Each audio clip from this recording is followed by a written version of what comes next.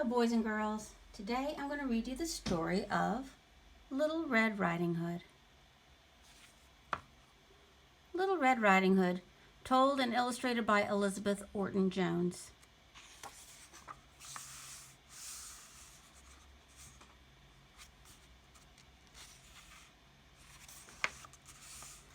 Once upon a time, there was a little girl who was dearly loved by all, most of all by her grandmother. Wherever she went, she always wore a little red cape with a hood which her grandmother made for her, so people called her Little Red Riding Hood.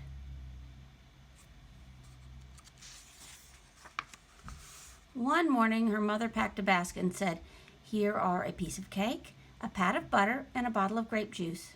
Take them to your grandmother, Little Red Riding Hood. She is sick in bed, and they will do her good. Keep right on the path. Don't play on the way. Don't talk to strangers. And when you see your grandmother, don't forget to say good day."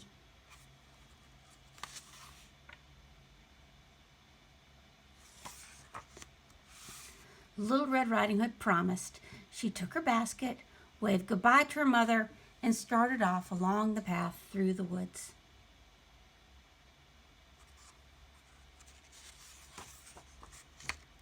She had not gone far before she met a wolf. "Good morning, Little Red Riding Hood," said the wolf politely. "Where are you going, and what have you in your basket?" "I'm going to see my grandmother," said Little Red Riding Hood. "I have a piece of cake, a pat of butter, and a bottle of grape juice for her."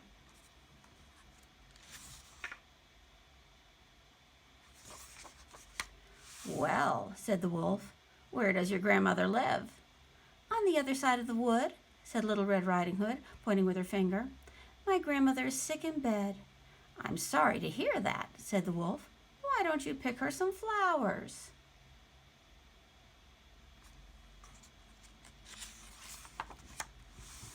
"I promised my mother I'd stay on the path," said Little Red Riding Hood.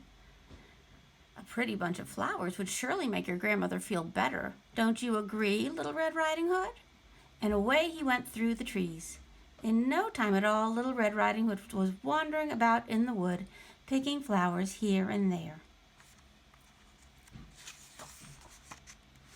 Meanwhile, the wolf ran straight to Little Red Riding Hood's grandmother's house. "Who's there?" called Little Red Riding Hood's grandmother from inside.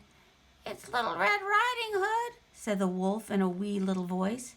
"Come in, my dear," called the grandmother.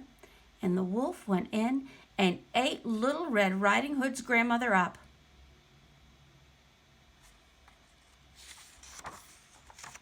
Then he put on her nightgown and cap, climbed into her bed, and pulled the covers up over his nose. Soon Little Red Riding Hood came skipping along toward her grandmother's house. "Good day, grandmother," she called. She went in and stepped close to her grandmother's bed.